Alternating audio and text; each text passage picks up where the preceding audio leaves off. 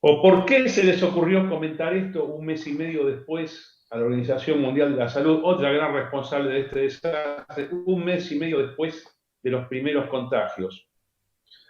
De todas maneras, como yo ya lo vengo sosteniendo, el capitalismo y el mundo libre se van a terminar imponiendo. Ya en su momento implantarán las represalias que sean necesarias contra el Partido Comunista Chino.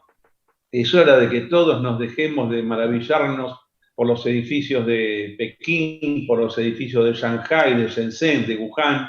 Basta con esto. Esto fue un partido comunista maoísta que decidió en algún momento abrir su economía, exportar y pudo hacer todo esto. Pero es un asco, el sistema es repugnante, dictatorial, y este tema de la guerra bacteriológica directamente lo más suave que le puedo decir es que es pronazi. Es algo que hubieran hecho Hitler y los experimentadores de laboratorio en el año 44-45 de haber tenido la posibilidad técnica de hacerlo.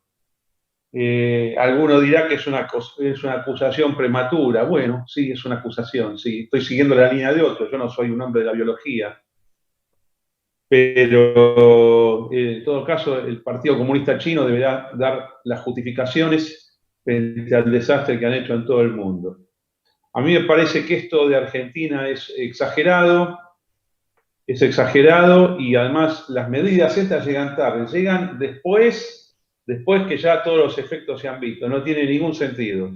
Pero bueno, está decidido el presidente Fernández que se siente muy feliz, vean la cara de felicidad que tiene. Él, el jefe de gabinete, Kicillof, Larreta, ¿qué sienten? Que está en una sala de situación, en una guerra mundial, donde ellos van moviendo los peones y van haciendo su jueguito de guerra, mientras los que sufren son los que están o en el campo de batalla o están, en este caso, enclaustrados en su casa. Y sí, como dice Tomás Bernardo acá, Kicillof el otro día dijo, pongan cara de coronavirus, o sea, se están riendo de nosotros.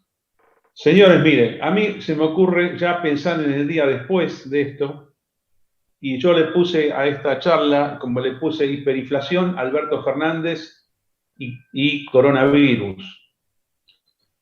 A mí me parece que la salida va a ser hiperinflacionaria, sigo pensando, lo vengo diciendo hace por lo menos desde abril del año 2018, que la salida argentina es default e hiperinflación, pero yo quería recordar cómo fue la secuencia de la hiperinflación del año 89 y compararla con lo que puede venir ahora. O sea, cuando digo compararla es en qué etapa se va a desarrollar, a través de qué ondas internas. Esto corresponde exclusivamente al campo de la predicción financiera, pero yo voy a hacer un ensayo ahora de cómo creo que va a ser la salida hiperinflacionaria. La salida del default ya está, no hay más duda de eso, lleva ya prácticamente 2 años el default. Ya cuando fuimos al Fondo Monetario, cuando fueron ellos al Fondo Monetario, ya ahí estábamos en default. Pero lo que está faltando es esto segundo, ¿no? La definición hiperinflacionista, respecto a la cual yo creo que es una salida inevitable, pero a su vez que va a limpiar muchísimo la economía y que va a permitir crecer nuevamente. Con lo que con lo que yo estoy reafirmando que mantengo que el piso de Argentina va a ser octubre del año 2021, ni antes ni después. Cuando nos acerquemos a la fecha, quizás yo pueda hacer algunos ajustes en tiempo y en magnitudes, pero por ahora mantengo. Y para mí la explosión del coronavirus o la jarta del coronavirus, en el caso de Argentina claramente es una jarta. Jarta en árabe quiere decir verso, cuento, camelo, sería como el camelo español. Es una jarta, una puesta en escena.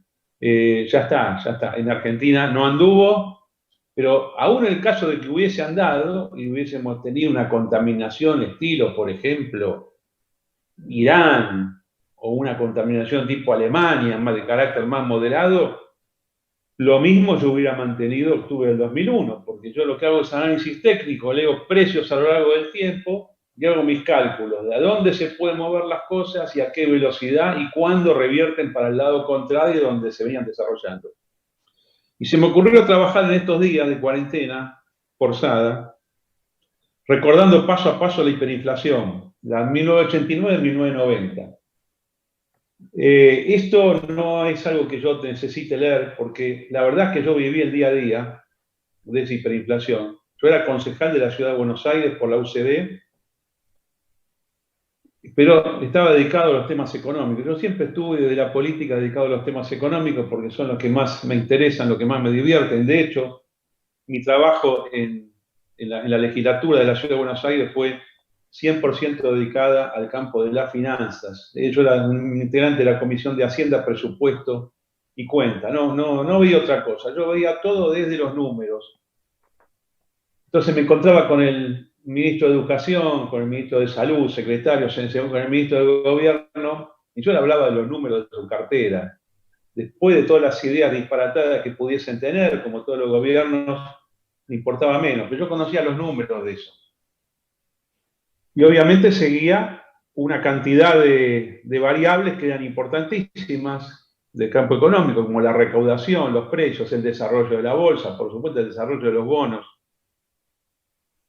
La hiperinflación argentina del 89-90 tiene un punto de nacimiento. Primero vamos a ver qué es la hiperinflación. La hiperinflación no es solamente una inflación muy alta. Algunos dicen que la hiperinflación, algunos libros, pero yo no estoy muy de acuerdo, que se da cuando se supera el 50% mensual, no anual, 50% mensual reiteradamente a lo largo de varios meses. Pensar que el año pasado, vamos a redondearlo y ser suave, tuvimos 50% anual. O sea, 50% mensual significa 12 veces esa potencia, pero es mucho más porque es acumulativo. Si uno parte de base 100 un mes y tiene 50 al mes siguiente, los precios valen 150. Pero al mes siguiente, si sube de vuelta a 50, es 75 más 150, o sea, nos vamos a 225. Con lo cual, un acumulativo mensual, si no me estoy, de 2 meses, si no me estoy mal equivocando, da 125%, no da 100%. Y el efecto es apalancador, es cada vez más violento el tema. Hasta que se consume sobre sí misma. La hiperinflación termina cuando muere la moneda, o cuando está al borde de morir una moneda. Si no sirve más, la gente huye, que en realidad ese es el aspecto psicológico principal y definitorio para mí de una hiperinflación. La hiperinflación es cuando muere el dinero, cuando la gente se saca el dinero de encima. Yo acá tengo algunas piezas de billetes antiguos y otras modernas, que después lo voy a mostrar acá en la conferencia. Para los que no lo vieron en mi casa el día que me visitaron por motivo de la inauguración del escudo de Juan Carlos Peñarol. La hiperinflación del 89 arranca un día determinado, es un día que se quiebra la confianza. Ese día fue el 6 de febrero de 1989. Pero vamos a ver por qué 6 de febrero de 1989. El gobierno de Alfonsín venía muy hackeado, ya desde el año 87. El plan que había esbozado antiinflacionario del año 1985, que se llamó Plan Austral, que implicó un cambio de la moneda, se había degradado rápidamente porque la indisciplina fiscal y el endeudamiento interno eran absolutos.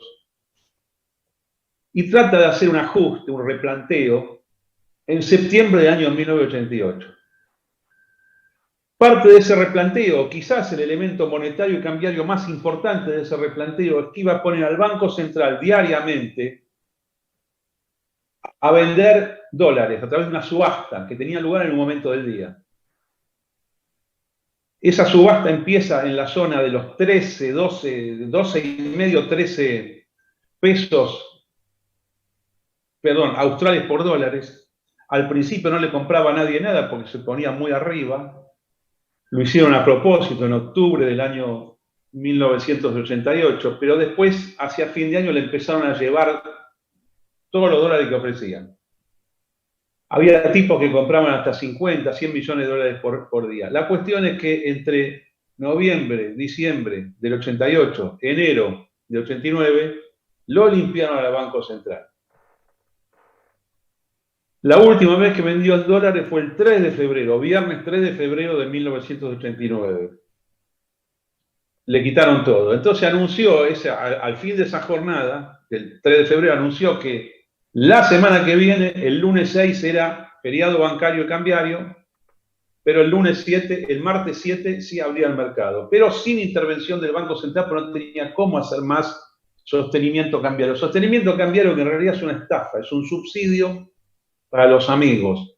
De la mismo tenor que hizo Federico Sturzenegger y que hicieron Federico Sturzenegger y Caputo en el año 2018, de la misma naturaleza que hicieron Martínez de Hoz y Adolfo Diz en enero y febrero del año 1981. Es decir, siempre el sector que despectivamente se ha llamado patria financiera en Argentina, no está mal llevarlo así, tiene la posibilidad de tener infiltrados y pasadores de información en aquellos que desde el Estado tienen la posibilidad de dilapidar el dinero que pertenece a todos, garantizándole ganancias que de otra manera nunca hubiesen podido tener.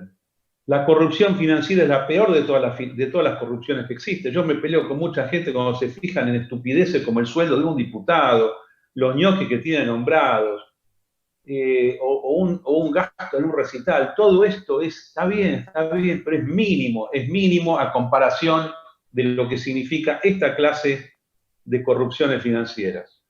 Ya vamos a hablar del Bitcoin London en un ratito. Entonces, el mercado había cerrado el 3 de febrero en 17,75 australes por dólar. Pero cuando abre el día 7, ese día ya vale 21, 22, 23, 24. Ese es el nivel de voladura que se dio. Ese fin de mes ya estaba a 35, 40, 38.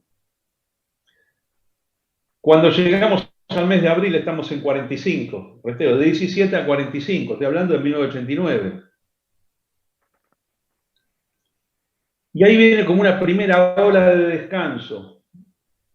Durante Semana Santa y después de Semana Santa el mercado descansa y después arranca en mayo, junio una tercera oleada hasta el momento en que el Banco Central decidió pagar, la tesorería en realidad decidió pagar un bono con indexación que venía de 2 años anteriores llamado el TIDOL 2 o TACAM 2. Alguno de acá quizás histórico lo pueda recordar. Era tanta la cantidad de dinero que implicaba el pago de ese bono que es como si ahora habláramos de 2, 3 billones de pesos, casi el equivalente del circulante monetario, con la redención apenas de un bono.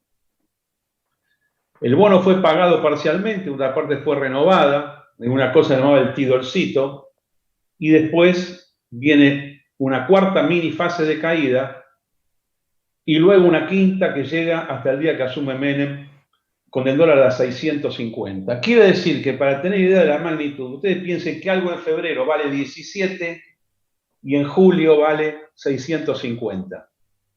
Subió 36 veces. Es como si ahora algo pasara de los 90 que vale el dólar ahora más o menos, 36 veces de subida en 4 meses.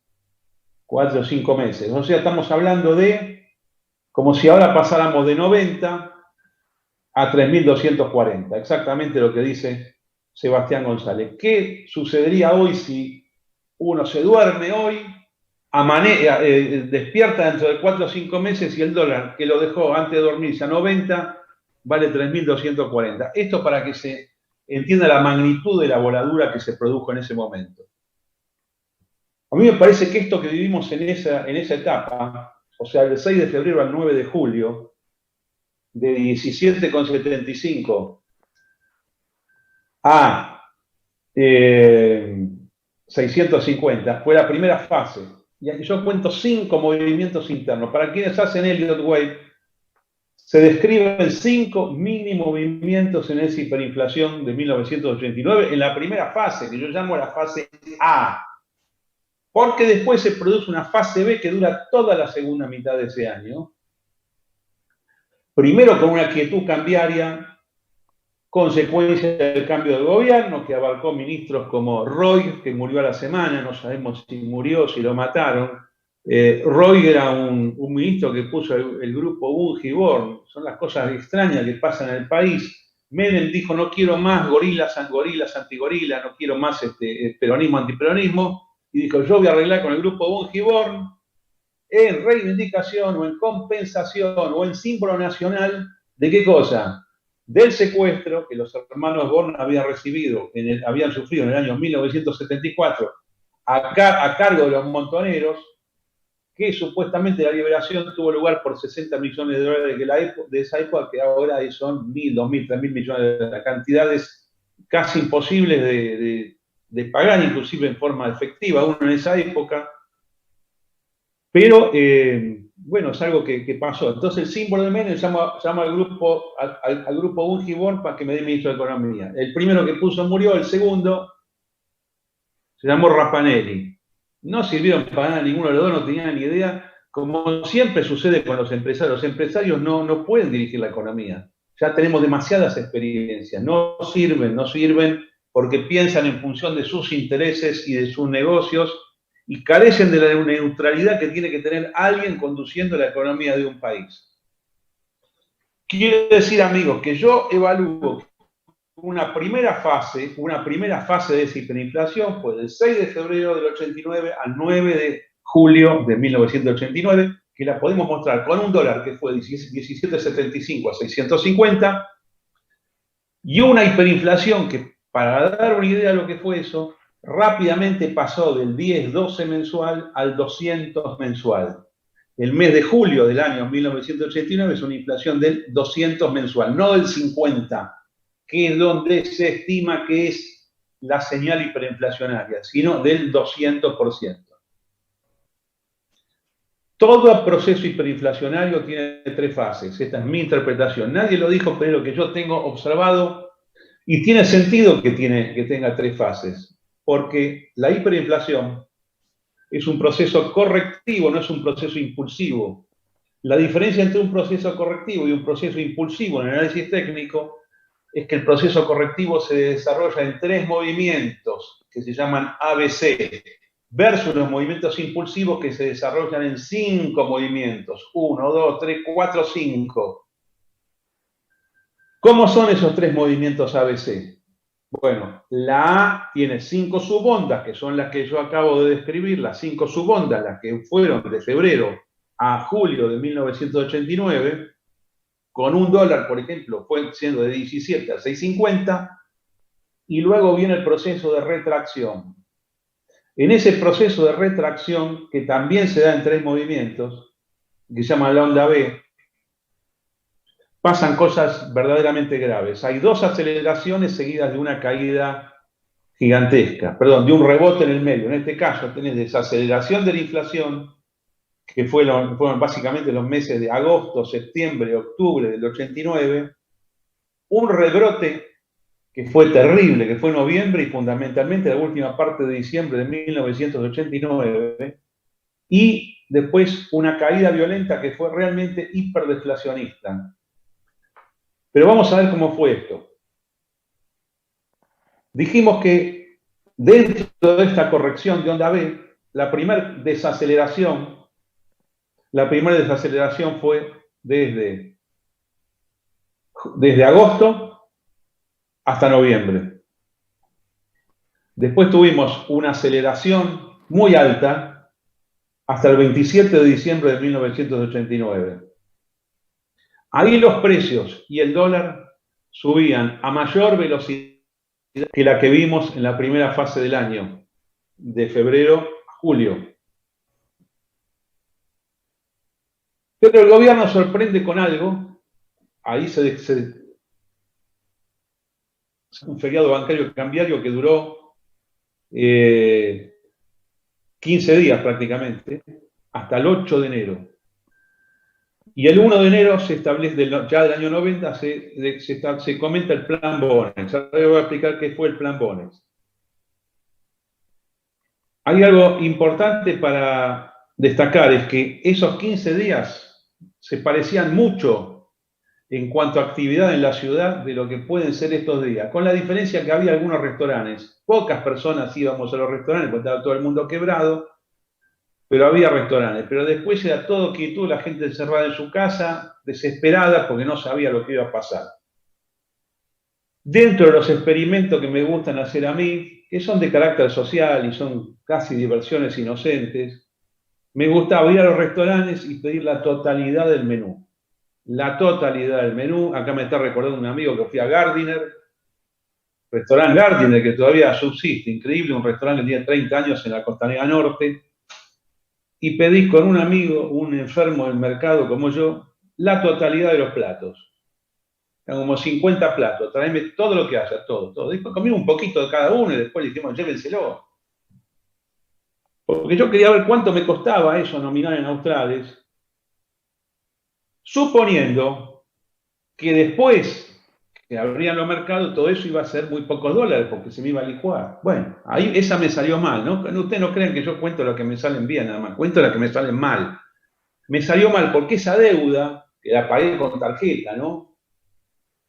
Ahí sí yo usaba tarjeta, porque tenía sentido para ir licuando las cosas.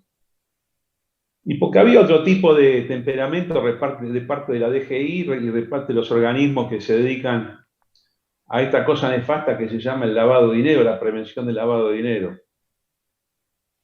Pero a mí me costó muy caro ese almuerzo en Gardiner. Fue un almuerzo, no fue a la noche, fue al mediodía. Porque el 1 de enero el gobierno anuncia el plan Bonex. ¿Qué es el plan Bonex? El plan Bonex es todos los depósitos bancarios que hay a plazo fijo, todos, no existen más. Yo les voy a dar a cambio de eso, vamos a regalar un número, les voy a dar un bono emitido por el Estado, pagadero en 10 años. La estructura de cupones de los Bonex, que recuerdo que era una lámina, era como un cartón anónimo. En ese momento uno podía trasladar deuda del gobierno de forma anónima y cobraba esos bonos de forma anónima. No existía todavía toda la teoría del lavado de dinero. Ese bono, Bonex, tenía 2 años de gracia, quiere decir que no se pagaba capital por 2 años, sería hasta el 1 de enero, no, 2 de enero, te llamaban fecha 2 de enero, hasta el 2 de enero de 1992, ahí va a pagar 1/8 del capital, y durante los 8 años siguientes, 1/8 cada vez, y cupones de intereses cada 6 meses.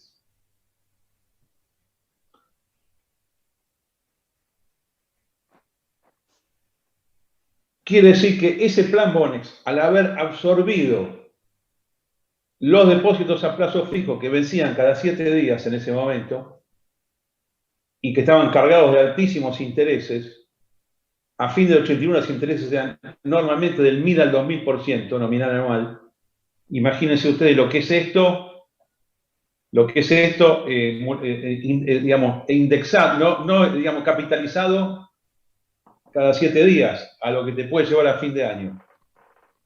Al haber quitado todo este dinero de circulación, se produjo una iliquidez tremenda en la economía que determinó, por ejemplo, que solamente el 8 de enero la bolsa argentina cayera en un 54% en un solo día. 54% nominal, más lo que cayó el dólar. El dólar ya por el fin de año valía 2.700 y llegó a caer hasta 1.350 dólares en la tercera semana de enero del año 1990. Todo esto que para mí comienza en julio y termina fin de enero del año 1990, julio a enero del año 90, es la fase 2 de la hiperinflación. Es una fase, si se puede decir, por diversos accidentes de revalorización de la moneda nacional, si lo podemos plantear de esa manera. Pero es muy transitorio. Esa caída dentro de la hiper funde a todo el mundo, porque la gente viene con la aceleración inflacionaria, de golpe lo cortan, te dan la cabeza contra la pared y es difícil sobrevivir. Ahí se empezó a fundir muchísima gente en el país, pero esta era solamente la preparación para el gran rebrote hiperinflacionario que vendría en febrero del año 1990 y que terminaría de un saque el día 4 de marzo de ese año. Lo que quiero manifestar con esto es que los plazos son muy rápidos. No dura años la hiperinflación, dura pocos meses. Y a mí, esto que yo voy a comentar ahora, cómo veo esto mismo para la Argentina que viene, me cierra también con la teoría que tengo de hace varios años de que el mínimo de Argentina se va a dar en octubre del año 2021. En el caso argentino de aquella época, de hace 30 años, La tercera fase fue menos violenta en punta a punta medida que la primera. Subió menos, subió una fracción el dólar y la inflación de lo que fue en el primer semestre del año 1989. Pero a su vez estuvo muy concentrada en 40 días de mercado, por eso uno la recuerda como lo peor, y por eso a mucha gente le quedó la idea de que la hiperinflación es 1990. En 1990 lo que vimos son los coletazos de la onda que comienza el 6 de febrero del 89. Lo repasamos entonces, amigos. 6 de febrero del 89 al 9 de julio del 89, la primera fase, onda A. Segunda fase, 9 de julio del 89 hasta octubre 15, más o menos octubre 15 del 89. Subida hasta 27 de diciembre del 89 y bajada hasta el 20 de enero de 1990. Esa es la fase 2. Esta estructura de 3 es la fase 2, es la fase B. Y la fase final es la que vimos desde el 20 de enero más o menos de 1990 hasta el 4 de marzo. El 4 de marzo el gobierno logra doblegar a la hiperinflación con un decreto que es uno de los más brillantes que se han emitido, llamado decreto 435 del 90. Y el conductor de esto fue Herman González, que fue quien le dejó el camino libre un año después a Cavallo para que hiciera la convertibilidad. 1990 no es un año inflacionario, es un año inflacionario por arrastre, pero es un año deflacionista, es un año donde el Banco Central compra dólares desde marzo en adelante. Yo recuerdo que llegué a colocar plata al 3.500 nominal anual. O sea, tasa del 3.500, no del 24, el 3.500 nominal anual. Y un amigo mío estaba endeudado al 5.000. Yo le dije, se raya deuda porque vas a la fundición, estaba pedaleado en la bolsa. Quiere decir que entonces yo estoy evaluando que van a ser tres fases de hiperinflación. Y trato de jugar con eso y trato de preguntarme cómo van a ser estos periodos. Yo creo que van a ser levemente diferentes. Ahora primero arranco por la técnica, pero después voy por los fundamentos de por qué pienso esto. Y a mí me parece que la primera fase va a ser el periodo mayo-septiembre. La segunda fase va a ser el periodo octubre a noviembre. O sea, voladura de los precios, voladura del dólar, de mayo a septiembre, y retracción fuerte en septiembre, octubre y noviembre. Y después una tercera fase que va a ser de diciembre de este año hasta agosto del año que viene, antes que Argentina obtenga el piso total en todas las variables. Este es el tipo de hiperinflación que yo estoy valorizando, más o menos unos 13, 14 meses, pero con una caída muy grande en el medio. En esa caída en el medio, los precios, reitero, caen, en forma nominal caen, y se revaloriza el dólar contra la moneda argentina. Acá un amigo sacó recién 3.240 pesos que puede ir el dólar. Yo la primera frase la voy a hacer por el 1.61.8 en comparación con 1989, y creo que puede ir a 5.220. Para caer después recién a 3.260 y hacer una tercera voladura de mayor magnitud que la de 1990, hasta algo así me da o 117.000 pesos argentinos de papel falsificado por dólar o 189.000 pesos argentinos de papel falsificados por dólar. Sí, ya sé, esto causa gracia. Los números son incomprensibles para la mente humana. Y yo sé que acá hay muchas personas que son millennials, centennials, bueno, pero esto es así. La hiperinflación no se anuncia, cae por sorpresa. Es más, la hiperinflación se niega. A mí me gusta siempre jugar contra la opinión pública, contra el consenso. Hoy hay consenso anti-hiperinflacionario. Nadie cree que esto pueda pasar. Inclusive los economistas formados en Chicago Boys argentinos, o lo que quedó de los Chicago Boys, tipos que uno los iba a ver a sus estudios o los iba a escuchar a veces en la City, y ellos creían en la teoría cuantitativa de la moneda. Pero ya no creen más en la teoría cuantitativa de la moneda. Ahora creen en otra cosa distinta, creen en que no, que en este momento, como no hay plena ocupación de los factores productivos, se va a poder emitir y no va a pasar nada. También quiero recordar algo que ya dije en un par de reuniones anteriores en el Zoom.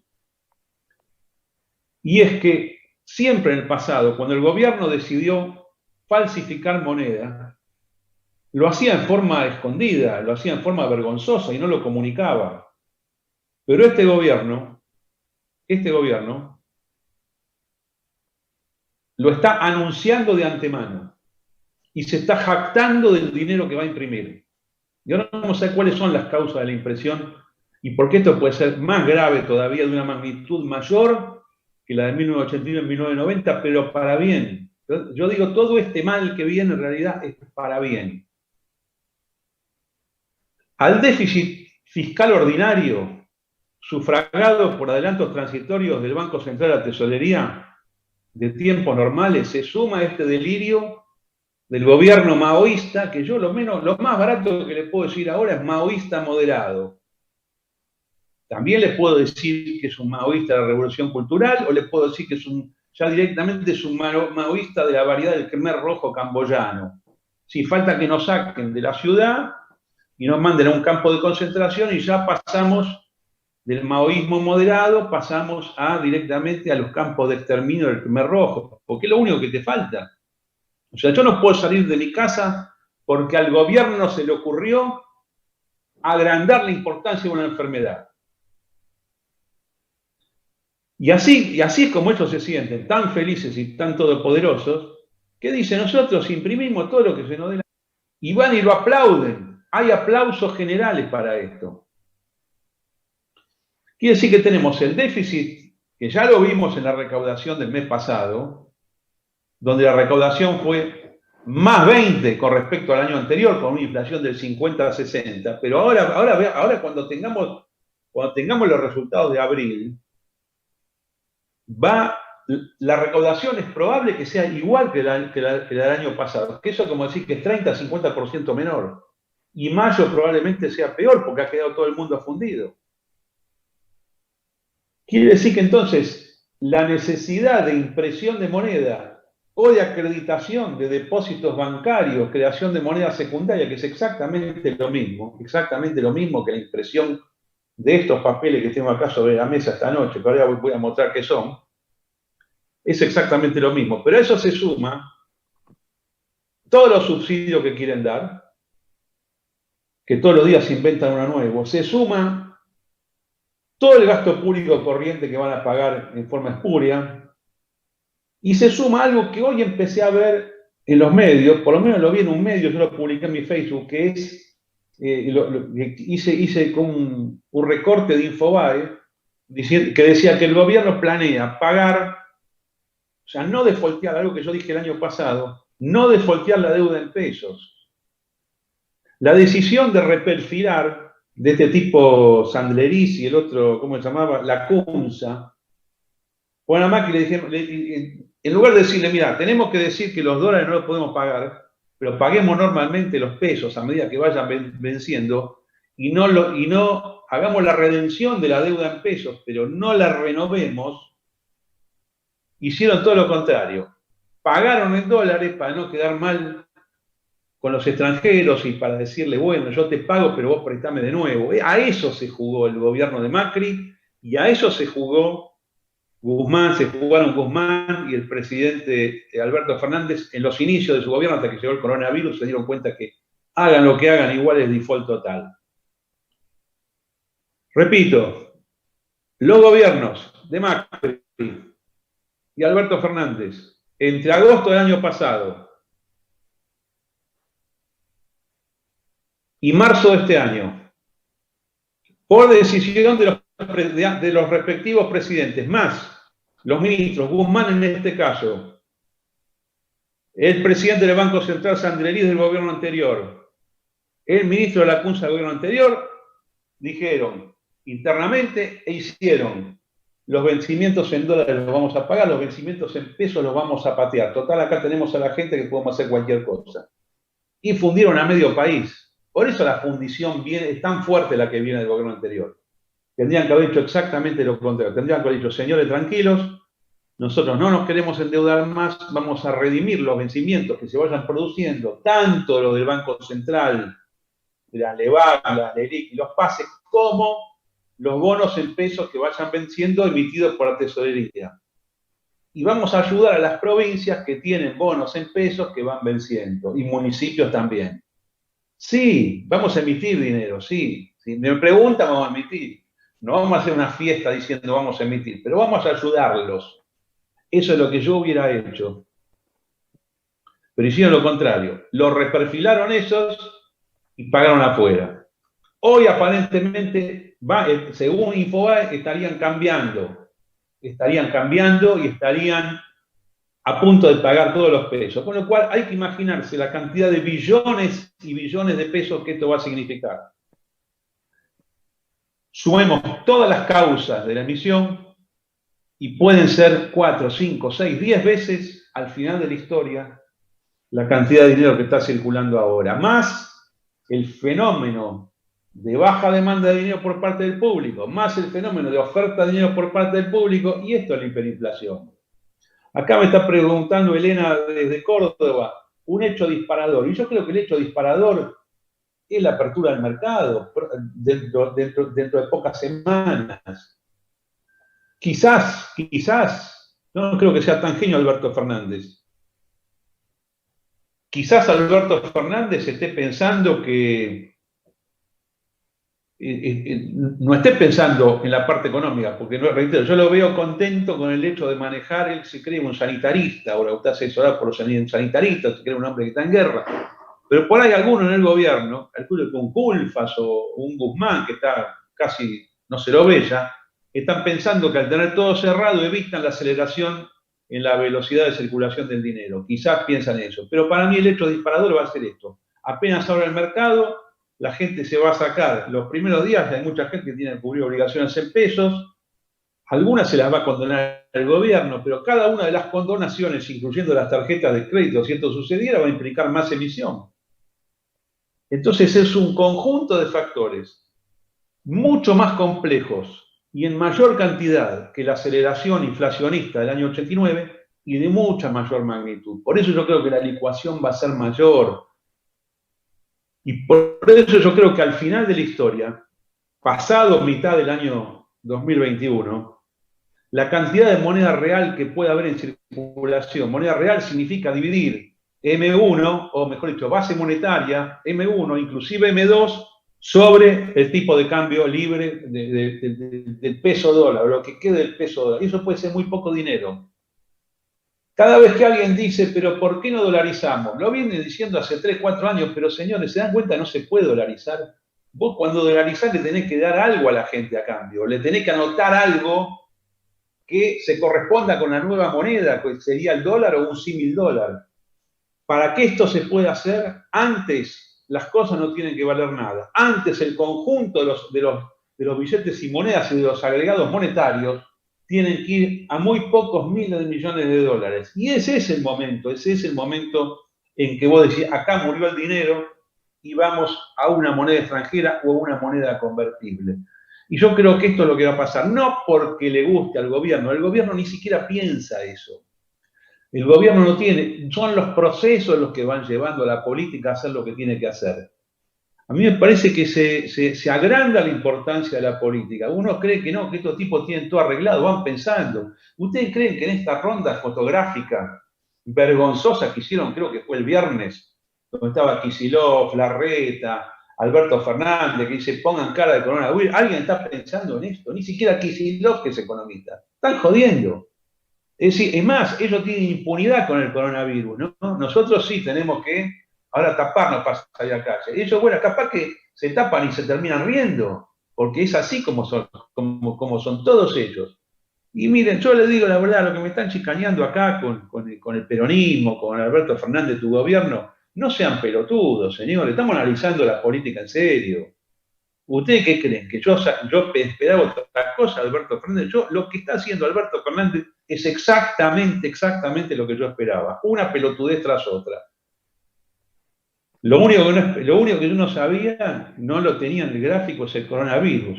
Y la estupidez de un presidente creyéndose director general de la salud argentina y mundial. Eso no lo podía predecir, pero sí toda la política económica.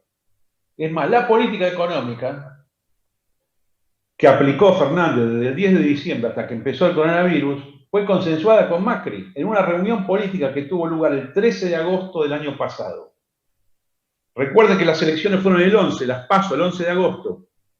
Esa noche Macri se enojó y al día siguiente de una conferencia. Y dijo, mire lo que nos hace esta gente, van a ser un país como Venezuela. Qué mal los que no nos votaron, qué mal los que votaron al peronismo, al kirchnerismo. Y ahí no sé qué se produjo, probablemente ese día se produjo un llamado telefónico entre los dos y arreglaron un encuentro personal. No recuerdo ahora si fue personal o fue telefónico. Pero ahí Alberto Fernández le dijo a Macri, no seas tonto, no seas boludo. Si decís que somos Venezuela, o se va a hacer miedo del país, ¿por qué no? Te conviene arreglar una salida ordenada conmigo. Y eso fue lo que hicieron. Pero esa salida ordenada no fue solo no hacerle quilombo a Macri y dejarlo salir por una puerta más o menos razonable, una puerta grande, no grande, una puerta intermedia, porque Macri se fue para el carajo del país, pero se podía haber ido peor. Sino que acordaron política económica. Por eso lo que hizo Alberto Fernández en estos meses fue política económica macrista, que le salió mal el operativo, porque no esperaba que sucediera semejante deflación de activos, que no parara la inflación, y no sabía que iba a tener que emitir moneda para pagar todo. Con esto que yo digo, señores, estoy juntando elementos técnicos que los veo en el gráfico, predictivamente, y estoy tratando de imaginar cuáles son los fundamentos económicos que podrían disparar la hiperinflación de los años 2020 a 2021. Esta es mi línea de pensamiento económica inicial, de forma tal que estoy viendo default total en materia de deuda externa.